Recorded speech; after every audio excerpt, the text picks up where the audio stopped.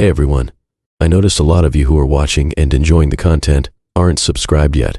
If you love spine-chilling stories, creepy encounters, and unexplained mysteries, make sure to hit that subscribe button and turn on the notification bell so you never miss out on the next terrifying upload. It really helps the channel grow and lets me keep bringing you more of the content you love. It started out simple enough. Mike and I had dated for a few months, but ultimately decided we weren't right for each other. We agreed to go our separate ways amicably. I thought he took it well and didn't expect any issues. How wrong I was. The first sign something was off came a week later. I found a letter slipped under my apartment door. It was anonymous but contained details about my routine that day, where I'd gone for coffee, who I met for lunch, even the color of my dress. I shrugged it off as a prank from a friend. But then another letter arrived the next day, and the next. Each one documented my activities from the previous day in alarming detail. I grew uneasy, but tried to convince myself it was just a joke in poor taste. Things escalated when I came home one evening to find my closet ransacked. Nothing seemed stolen, but my clothes and belongings were disturbingly rifled through. Panicked, I called the police to report a break-in. As they investigated, an officer discovered a small notebook hidden under my bed. It was filled with extensive notes about me, my schedule, habits, conversations, page after page of details about my daily life, stretching back weeks. I was horrified. Someone had been inside my home, spying on me without my knowledge. It slowly dawned on me that I had a stalker on my hands. The police assigned an officer to patrol near my building and advised me to alter my routine. I informed my coworkers and neighbors about the situation. I even considered getting a restraining order, though I had no proof of who was behind it. Deep down, a nagging feeling told me it was Mike. Over the next few weeks, the unwanted gifts and letters continued despite my best efforts to avoid them. Each one proved my stalker could still track my every movement, no matter where I went or who I was with. I started having trouble sleeping and felt unsafe even locked inside my apartment. I knew I couldn't go on living like this. In a last-ditch attempt to identify my stalker, I pretended to go away for the weekend, but actually hid inside my apartment. My plan worked. That night, I heard movement coming from the fire escape outside my bedroom. As I watched through the blinds, Mike crept across the metal landing. Shock and anger flooded through me at the sight of him outside my window with his creepy notebook in hand. He glanced around before picking the lock and slipping inside. I confronted him immediately, and his reaction confirmed my worst fears. He didn't even attempt to deny it or apologize. Instead, he became enraged that I had tricked him and refused to listen to reason. He shouted that we belonged together, that he did this all for us.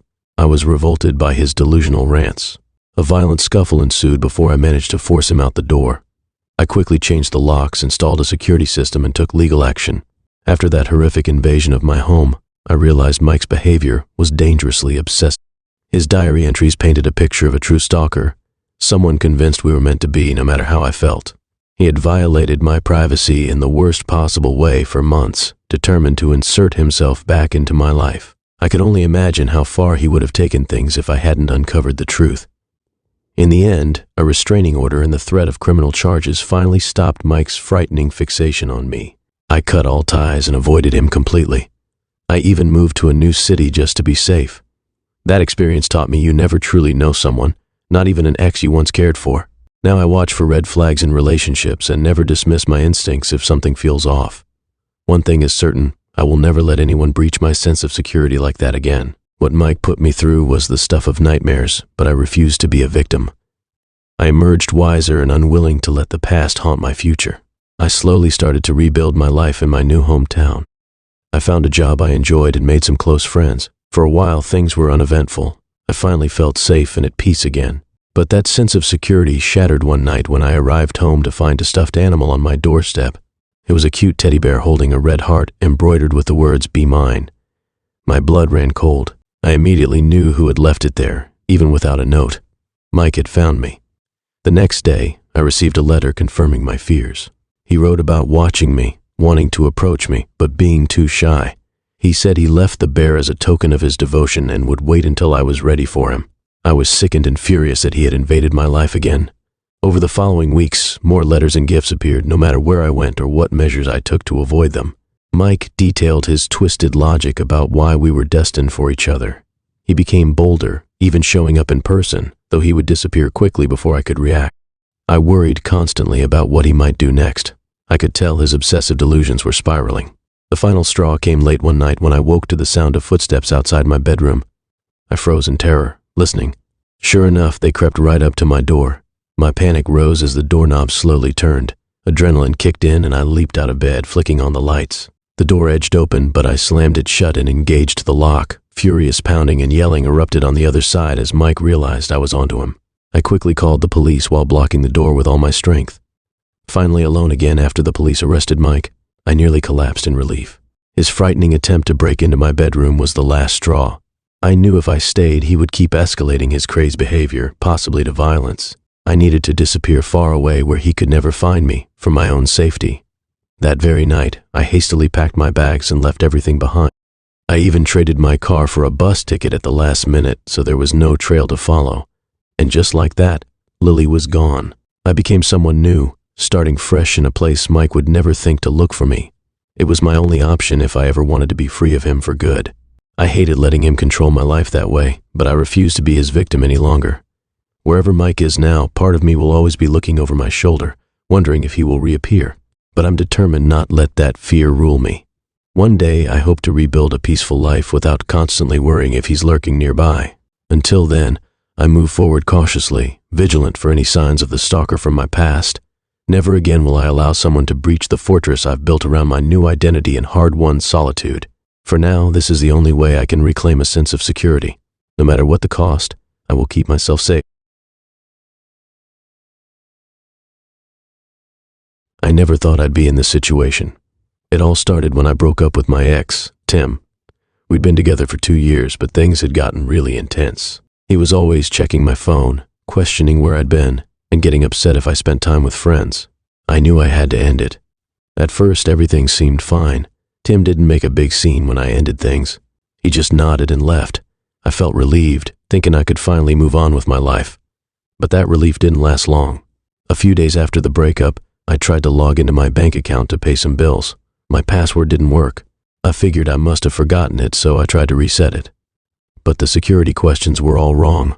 I called the bank, and they told me I'd changed all my information recently. But I hadn't. That's when I started to panic. I tried logging into my email, my social media accounts, even my work profile. Nothing worked.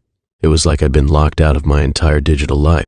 I went to the bank in person, hoping to sort things out. But when I got there, they told me my account had been drained. All my savings were gone. I felt sick to my stomach. As I was leaving the bank, my phone buzzed with a notification. Someone had posted on my social media accounts, sharing embarrassing photos and making wild claims about me. Friends were commenting, asking what was going on. I couldn't even respond to explain. That's when I realized what was happening.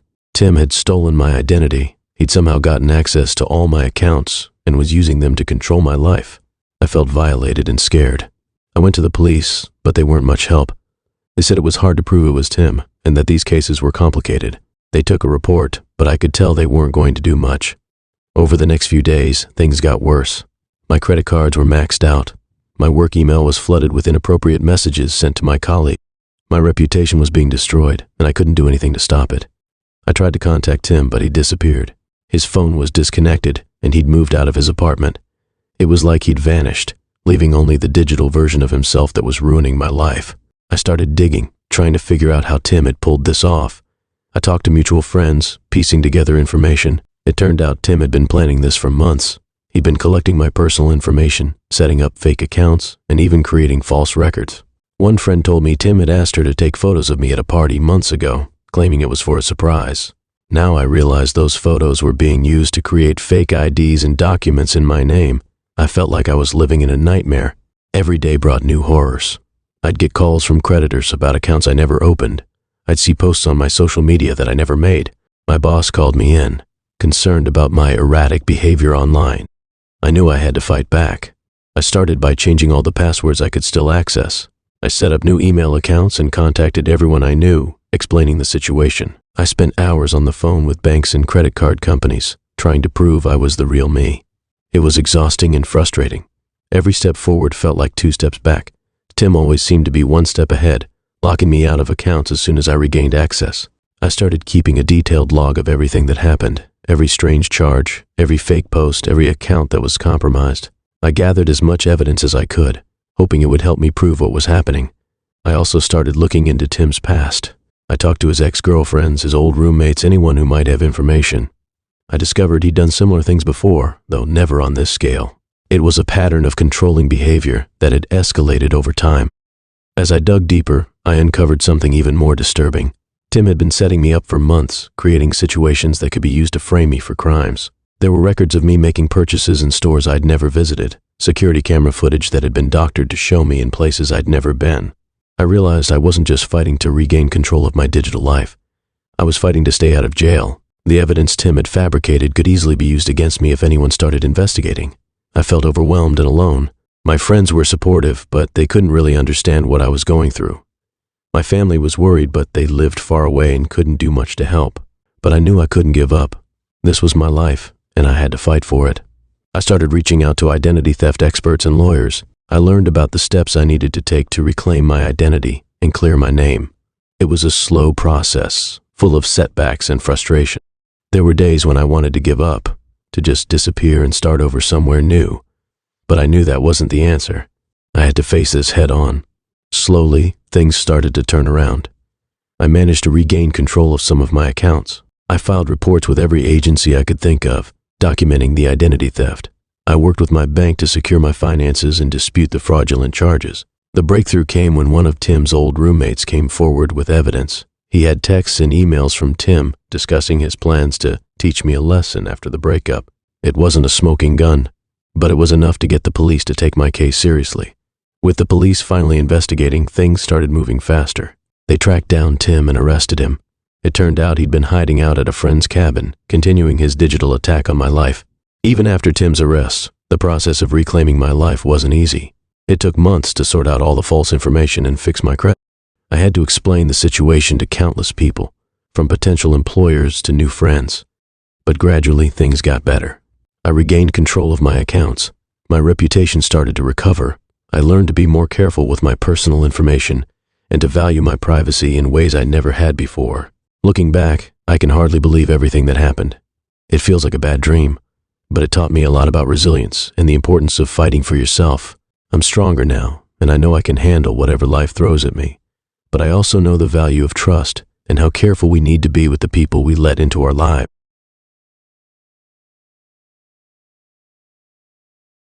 Moving into a new apartment after my split from my ex was supposed to mark a fresh chapter in my life, a chance to start over. I was eager to put the past behind me and make a place my own, but I couldn't afford to live alone, so I started searching for a roommate. That's how I found Violet online.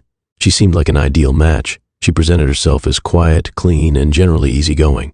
She came off as polite and reserved during our initial meetings, so I felt comfortable enough to move forward and sign the lease with her. I thought she would simply be a low-key presence, someone I'd occasionally chat with but who wouldn't be involved in my life in any significant way. However, it wasn't long before things took an unsettling turn. At first, the strange occurrences were minor, almost imperceptible. I'd come home after a long day, noticing little things out of place. Small, easy-to-overlook details like my coffee mug sitting on the wrong shelf or my watch, which I usually kept on my nightstand, turning up in the bathroom. I chalked it up to moving stress or my own forgetfulness and didn't think much of it. But as time went on, these incidents became harder to ignore. Items seemed to move without reason, only to appear in bizarre or unexpected places, and I found myself starting to feel uneasy in my own home. Violet's behavior also began to change in subtle ways. Where she was once a quiet presence in the apartment, I began to notice her at odd hours. Late at night, when I thought she was asleep, I'd hear her pacing around the apartment, her footsteps reverberating through the walls. Sometimes she would rifle through the trash or linger outside the bathroom door when I was inside. She grew increasingly paranoid and accusatory, claiming that I was tampering with her belongings or snooping in her things, even though I went out of my way to respect her privacy. Her demeanor became erratic, with bouts of anger flaring up over seemingly trivial matters. The atmosphere in the apartment became tense and unnerving, with Violet's intense scrutiny making me feel increasingly like a stranger in my own home. Eventually, curiosity and fear got the better of me, and one evening when Violet was out, I decided to look around her room for answers. I wasn't expecting to find much, maybe just something that would explain her behavior. But what I discovered was far more disturbing than I could have imagined. Beneath her mattress, I uncovered a spiral notebook, filled cover to cover with detailed notes about me, intimate, unsettling information about my life. The pages included details about my job, my family, and even my past relationships. There were references to childhood stories that I had never shared with her, along with notes on my daily routines, my favorite places, and even personal quirks. It was like reading a twisted dossier on my life. This wasn't just an odd roommate. This was someone who had been secretly observing and cataloging my existence for what seemed like months. The realization hit me like a punch to the gut. Violet hadn't just been an unfortunate choice in roommates, she'd been actively stalking me, orchestrating this entire situation to get close to me. I was in shock, unable to fathom that someone I lived with had gone to such lengths to invade my privacy. The next day I confronted her directly, and she didn't even try to deny it. She grew agitated and defensive, confirming in a chillingly matter-of-fact way that she'd been following me long before we'd moved in together. I demanded she move out immediately, threatening to involve the authorities if she refused. Once she left, the reality of what had happened settled in. Knowing that someone with such disturbing intentions had been sleeping just on the other side of a thin wall left me feeling violated, shaken to the core. I changed the locks, installed security cameras, and spent sleepless nights jumping at every sound, convinced she might try to break in. My home, once a place of solace, felt like a fortress I couldn't fully trust. I stopped going out alone, constantly glancing over my shoulder, paranoid she might be lurking somewhere, waiting to confront me again. It took me months to start feeling even remotely safe in my apartment again. The impact of the experience seeped into all aspects of my life. I became hypervigilant, suspicious of others' intentions, and extremely guarded about who I let into my personal space. I had nightmares about it all, reliving the fear and the violation in vivid detail. Each new person I met seemed like a potential threat, hiding a similarly twisted agenda under a facade of normalcy. My capacity to trust, once something I valued, felt shattered beyond repair. In the end, although nothing physical had happened, the psychological toll left lasting scars. I was haunted by the thought that someone I lived with had been actively deceiving and monitoring me, transforming my own home into a place of fear. I learned a hard lesson about first impressions and the hidden darkness people can conceal behind them. That experience changed me irrevocably, forcing me to approach new relationships with caution and a protective barrier around my heart. It was a painful, intrusive lesson in safeguarding my privacy and peace, but one I won't soon forget. Now, I'm extremely careful with the people I let into my life, especially those I allow under the same roof. It was an agonizing journey, but it taught me the importance of vigilance and, ultimately, self-protection. It started with little things. I'd put my keys on the counter, but later find them on the coffee table. My favorite mug would be in a different cabinet. At first, I brushed it off as forgetfulness. Stress from the breakup, I thought.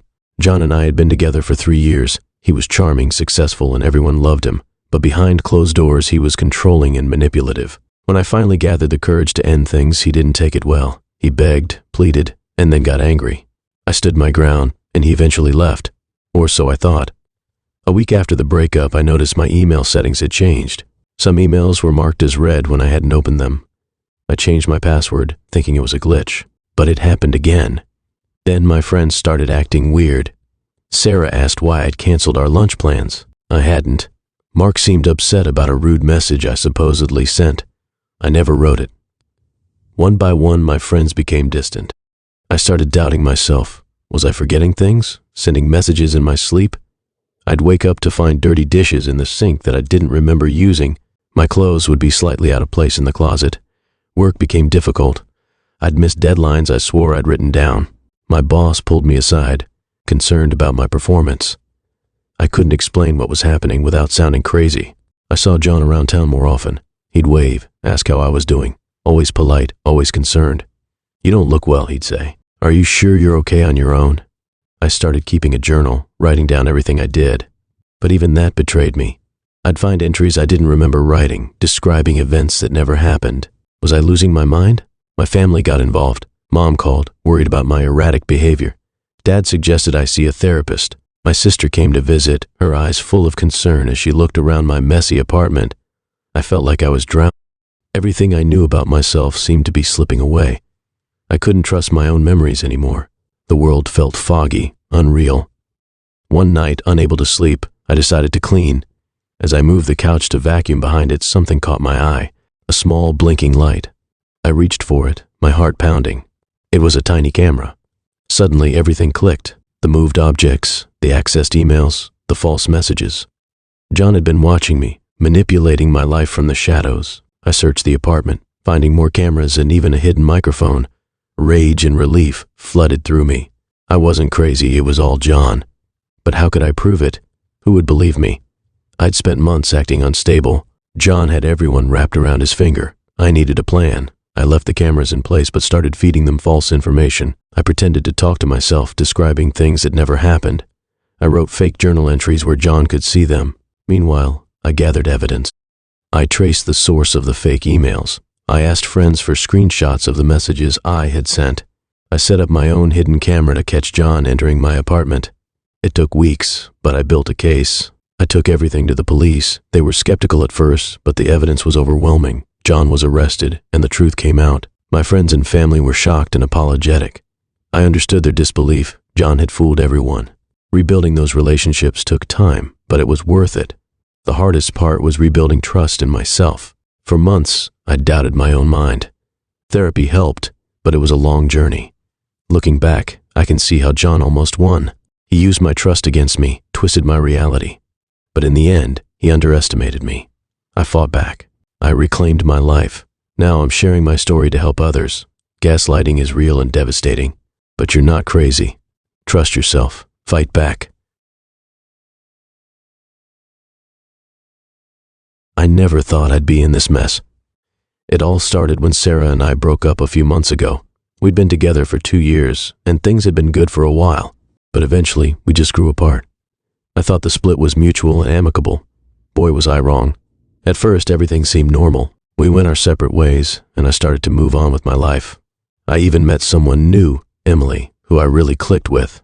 Things were looking up. Then came the first email. It was from Sarah, and it contained a video clip. My heart sank as I watched it. It was an intimate moment between us that I didn't even know had been recorded. The message was clear: come back to me, or this goes public. I was shocked and angry. I couldn't believe Sarah would do this. I told her to leave me alone, and that I wouldn't give in to blackmail. I thought that would be the end of it. It wasn't. A week later, my mom called me, sounding upset. She'd received an email with another clip. I felt sick to my stomach. Sarah was actually going through with her threats. I tried to explain the situation to my family, but it was embarrassing and awkward. They were supportive, but I could tell they were uncomfortable. I felt ashamed, even though I knew I hadn't done anything wrong. Things escalated quickly after that. My boss called me into his office, looking grim.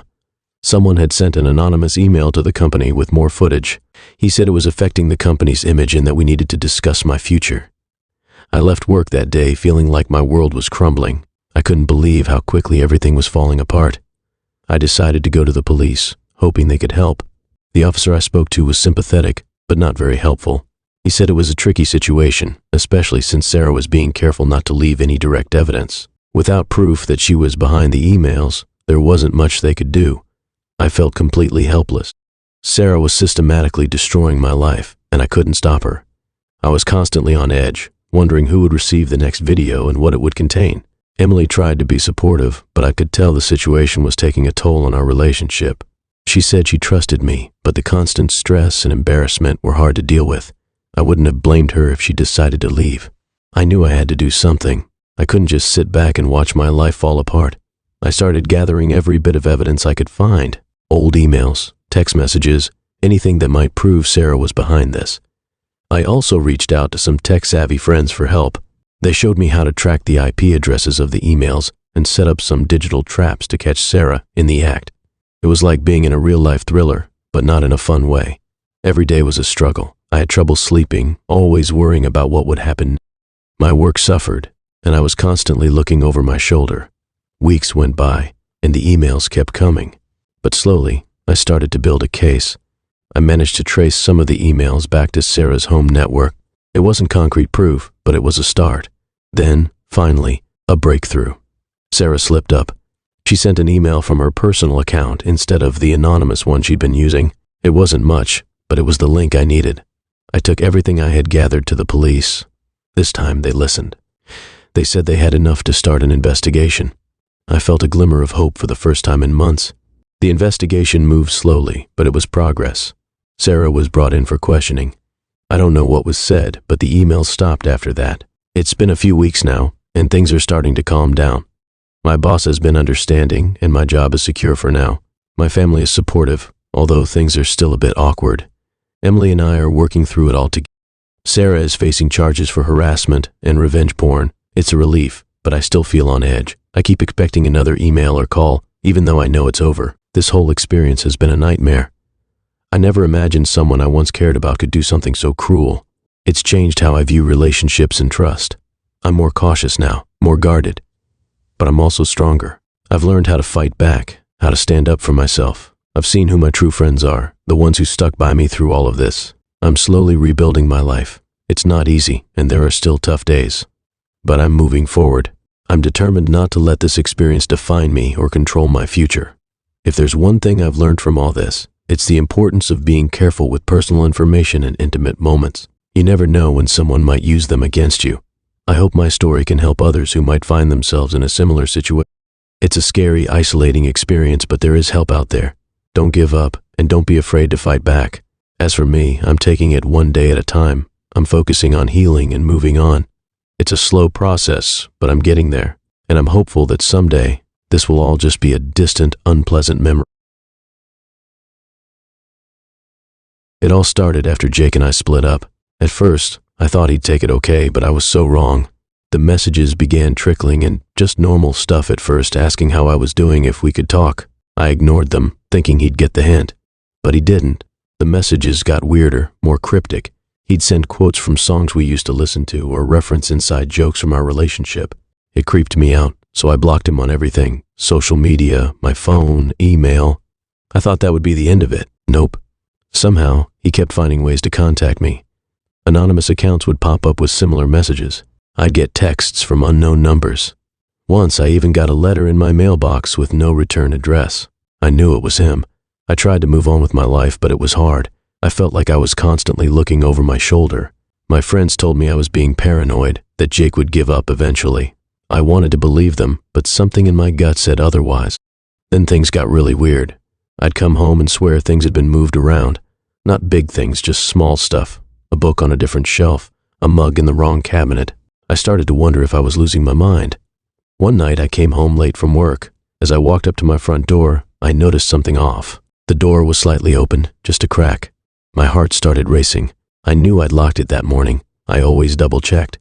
I stood there for a minute, debating what to do. Should I call the police, go to a neighbor's? But what if I was overreacting and had just forgotten to lock up? I took a deep breath and pushed the door open. Everything looked normal at first glance. I did a quick walkthrough of the apartment, checking each room. Nothing seemed out of place or missing. I started to relax, thinking maybe the wind had blown the door open or something. That's when I heard it, a soft thump from above me. I froze, my blood running cold. There was someone in my attic.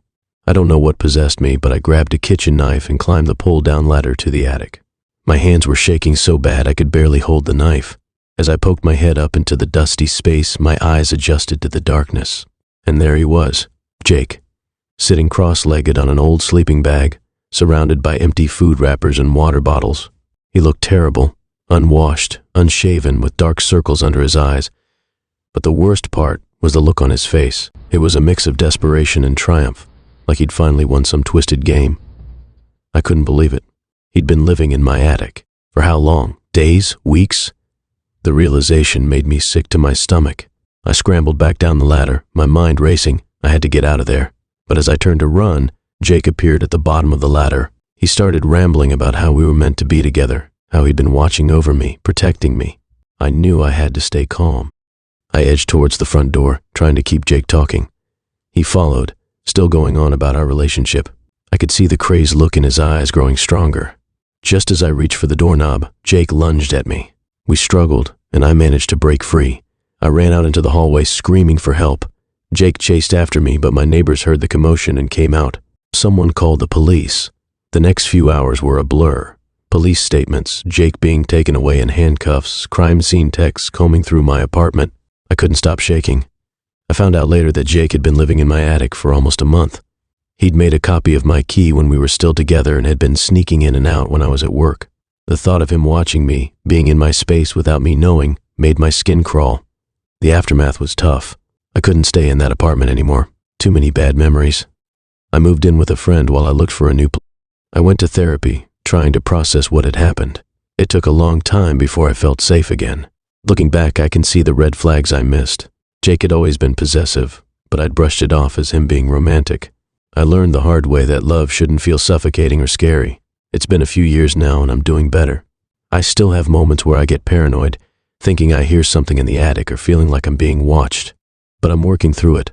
I'm more cautious now, but I'm not letting fear rule my life. If there's one thing I want people to take away from my story, it's this. Trust your gut. If something feels off, it probably is. Don't ignore those little warning signs. And remember, real love doesn't try to control or scare you. It should make you feel safe and respected. I hope sharing my experience helps someone else recognize the signs of an unhealthy relationship before it escalates. No one should have to go through what I did. Stay safe out there, and don't be afraid to reach out for help if you need it.